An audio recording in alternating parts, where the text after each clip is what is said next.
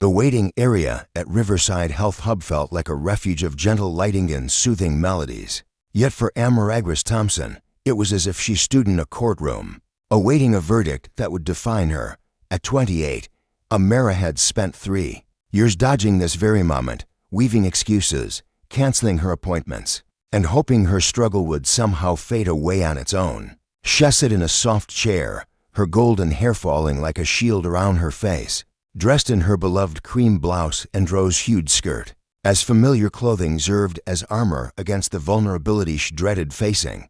Her hands clasped tightly in her lap, and she fixed her gaze on the tiles, unable to meet these of other patients who seemed far more at ease in this space. Amara's condition wasn't fatal, wasn't visible to casual onlookers, and wouldn't appear in medical journals as a dramatic case.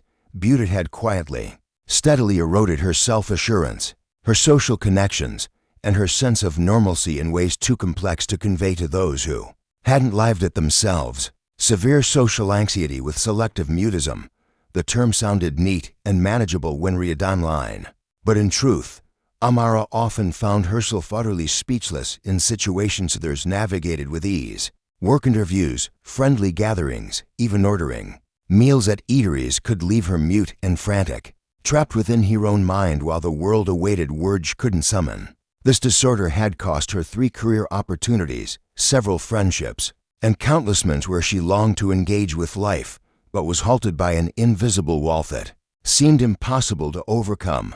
Amara Thompson, a soft voice called from the doorway leading to the consultation rooms. Amara glanced up to see a nurse with warm eyes and a kind smile, motioning toward the corridor. With a deep inhale that felt more like surrender than bravery, Amara gathered her persian followed, her pulse racing with a familiar blend of hope and fear that came with seeking help.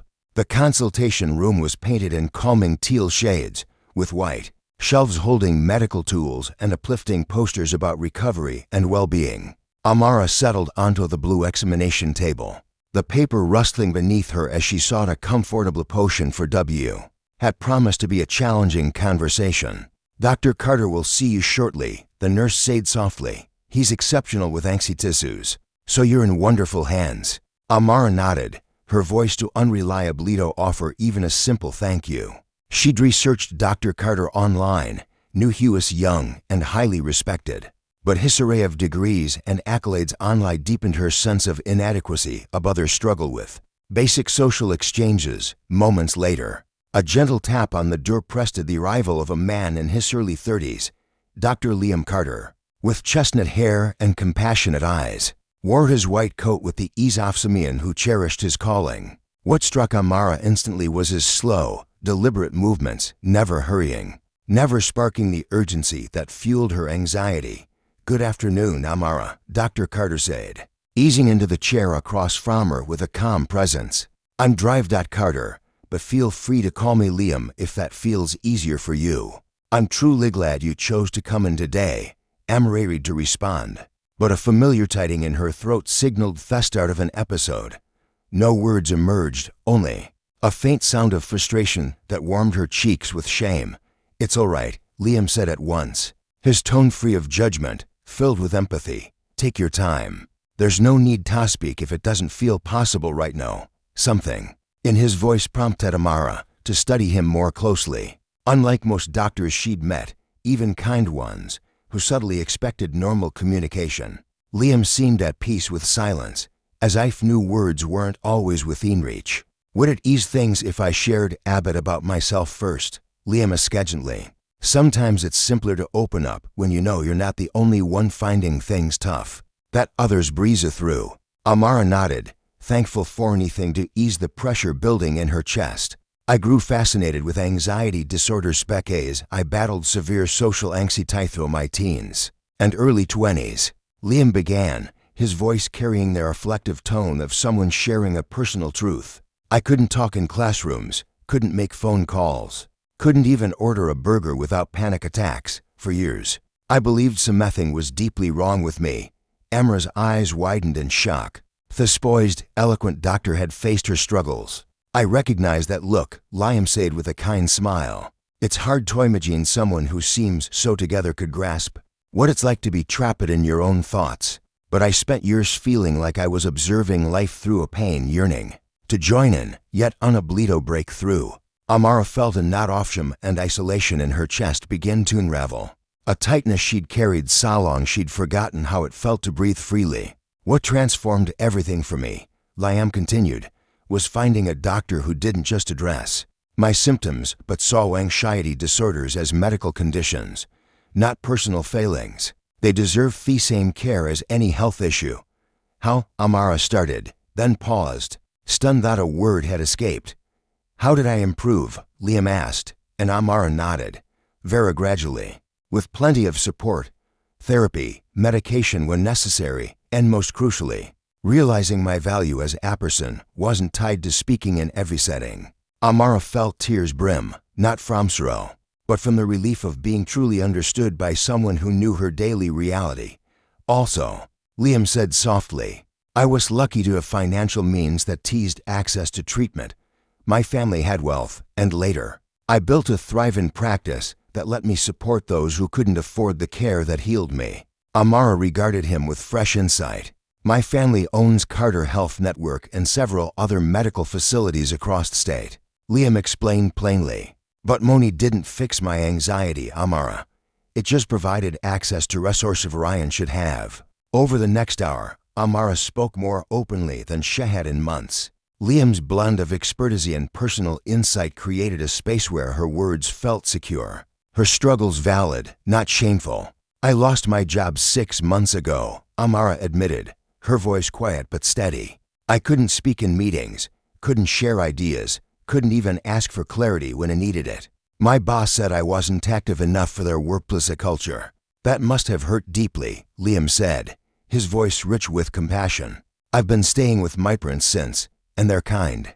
But they don't get why I can't just push through or be bolder. Amara went on. They love me, but they think I'm choosing. This anxiety disorders are hidden disabilities, Liam said gently.